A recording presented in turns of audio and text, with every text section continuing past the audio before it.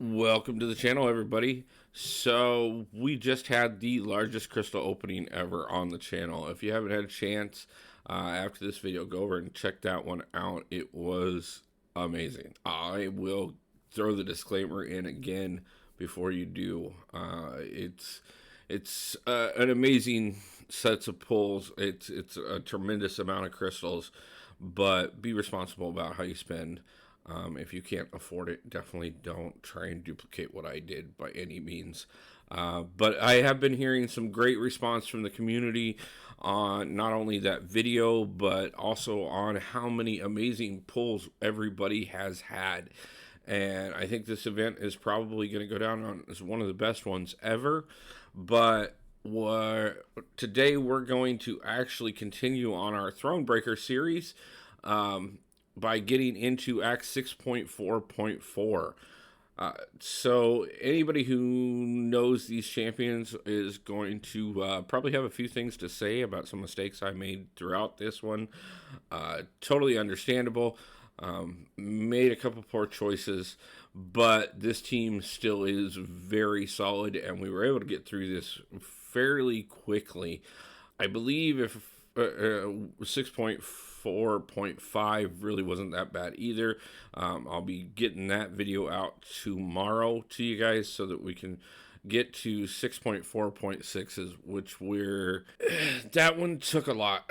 It really did. I've got to figure out exactly how that one's gonna go, but we'll be getting that one out this week as well, so we can wrap up the Thronebreaker series and start the Cavalier and Paragon pushes on the backup and main account respectively.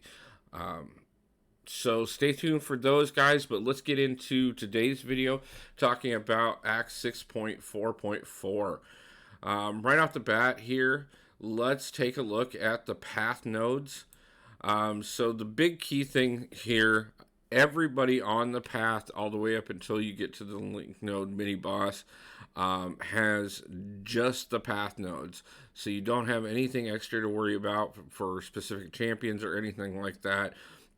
But the path nodes are ones that you're going to want to be very much so aware of here. The main theme of the team is focused around the fact of being incinerate immune, but not dealing incinerate damage. That is going to be key here, and I'm going to explain why. What we have here is we have absorbing adaptation fire, which means the opponent has a 50% chance of inflicting incinerate damage whenever they hit you, they connect with your block. It also gives them a 100% reduction to incinerate damage, meaning if you put incinerate charges on them, they take no damage whatsoever, but instead regen 1% of their health per second that the incinerate debuffs are on them. So keep that in mind. You don't want to be doing incinerate damage, but you do want to be incinerate immune yourself. Also on top of that is hot and bothered. The ability accuracy is reduced by 80% when they're infected with an incinerate. So if you're putting incinerate on them, again, even more so, ability reduction and accuracy is reduced. So you want to pay attention on that. You don't want to be putting incinerates on. That's the biggest thing to keep in mind for this particular path. After that, we've got the Icarus node, which is the other thing that you're going to have to pay very close attention to. Every time you land a hit or a parry on the defender, you're going to gain a Fury buff, which does benefit you, but if you are to reach 8 Fury buffs, or one of your Fury buffs that are on you should expire, you actually lose all of them, and instead they turn into a degeneration charge buff, which does 100% of the defender's health over 4 seconds. If you land a heavy, though, you can remove the Furies off of yourself. So if you're consistently making sure that you're getting the heavies in there, you'll see this take big effect over these fights. But if you're doing that, then you can keep from stacking up those Furies, and that will give you a better chance of making it through without taking a major hit to damage.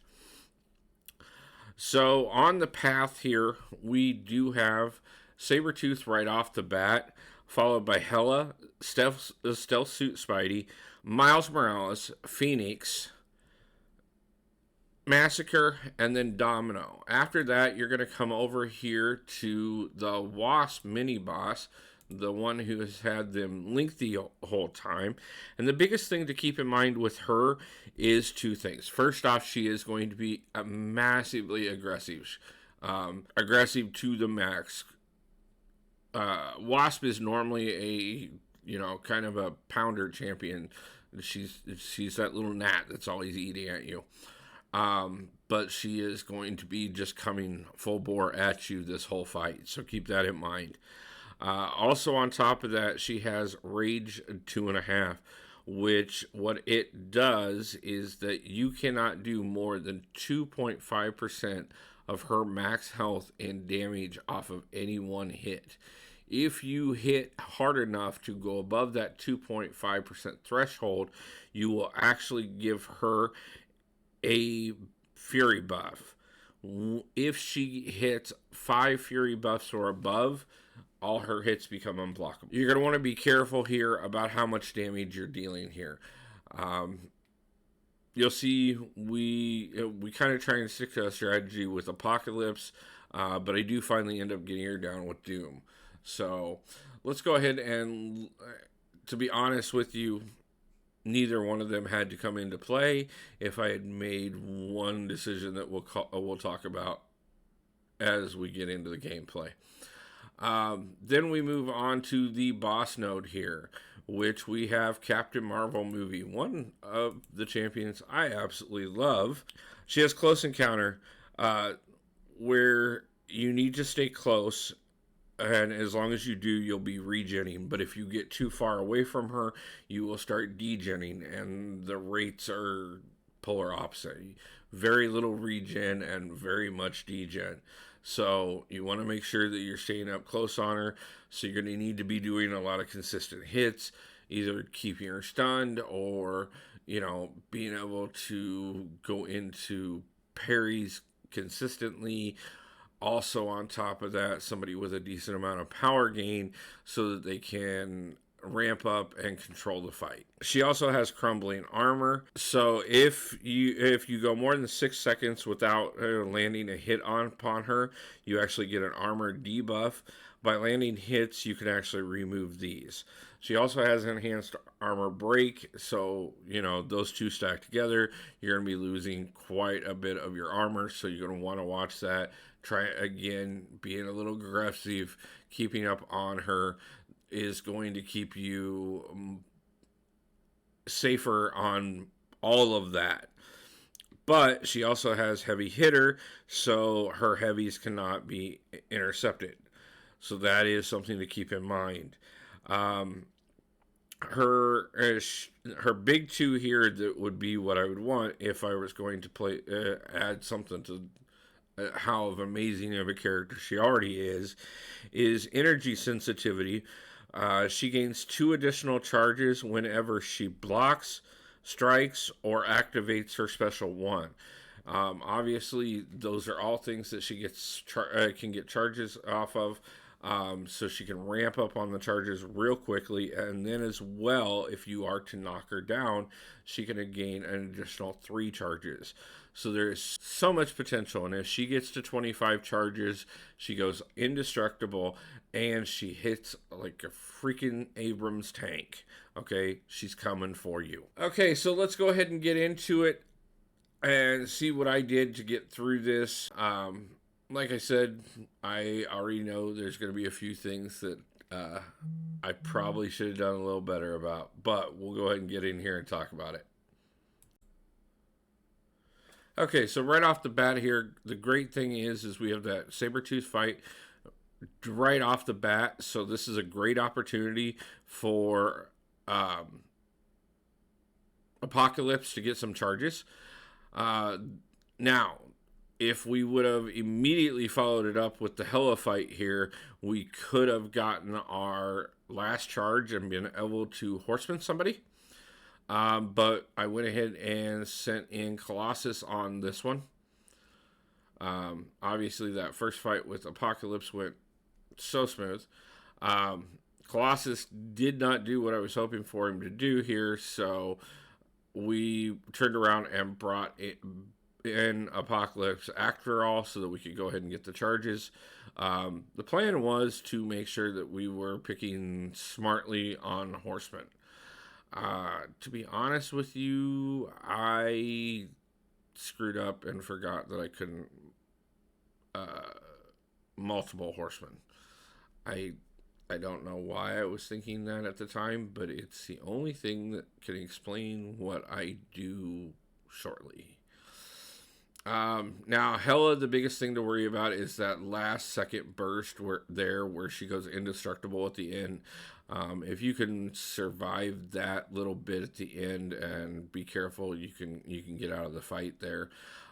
This would have been a great opportunity for us to have brought in Magneto Horseman, but which would have also helped us with the Wasp fight later. But I accidentally, and somewhat on purpose, I do believe, took Apocalypse in right after hitting the Horseman button. So I wasted it. So I kind of put myself at a deficit of what I had planned here.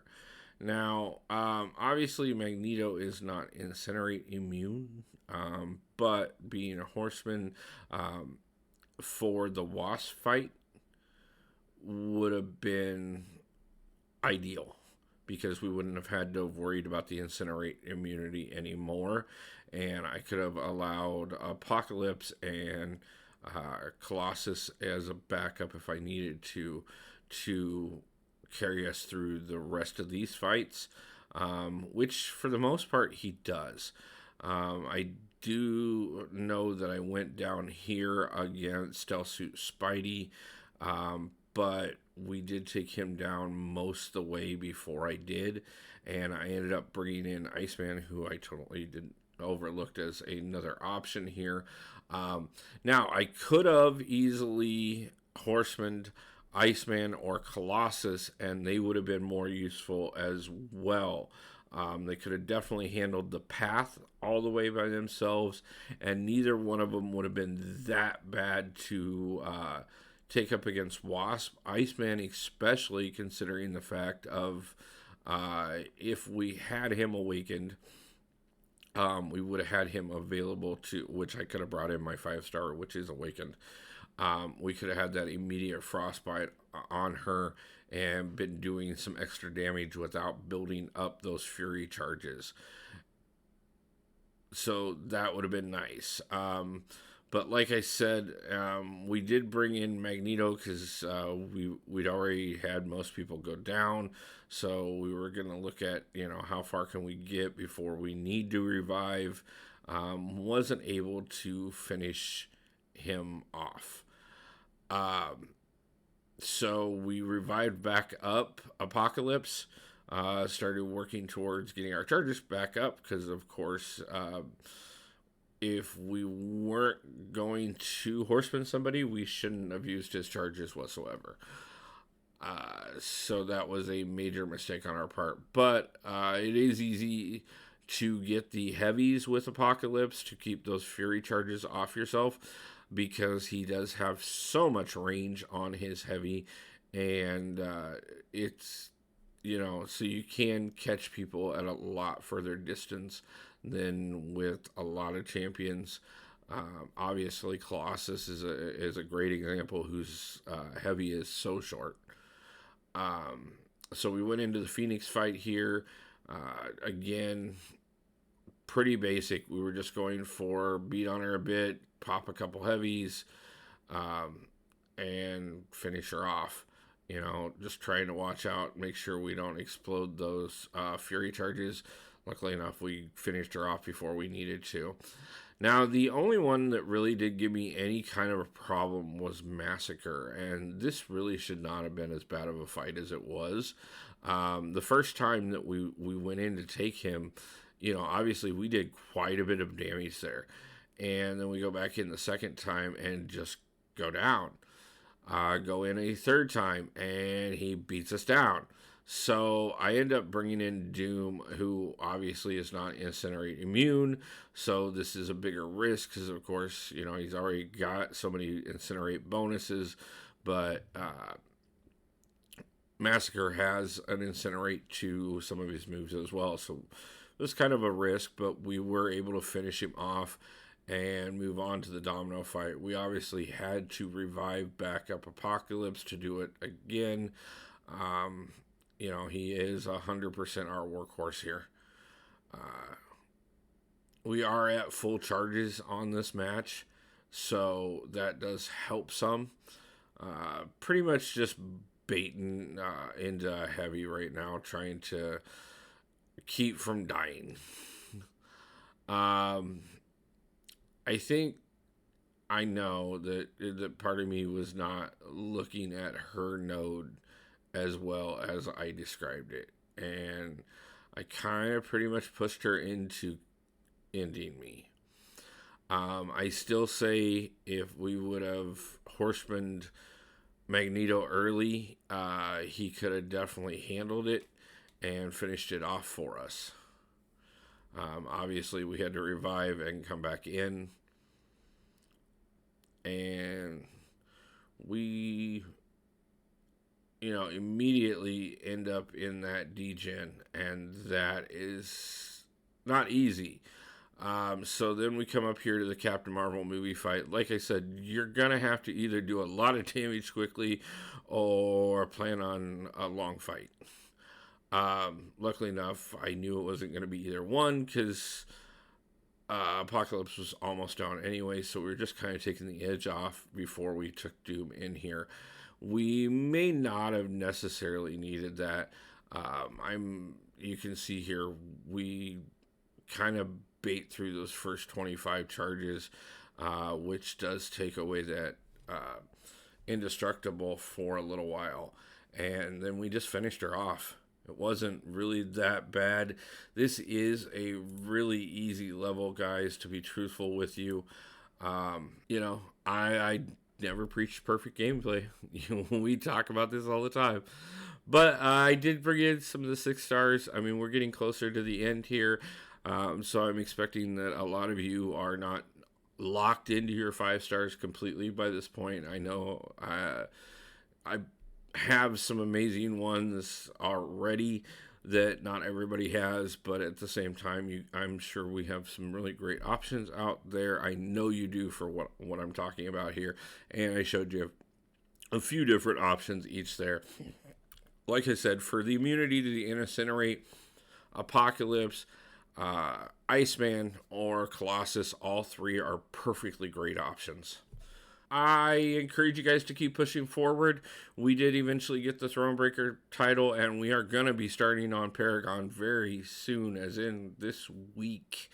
As soon as we finish up the Thronebreaker series, we will have the first Cavalier and the first Paragon levels to immediately follow, and we will start stacking them out from there.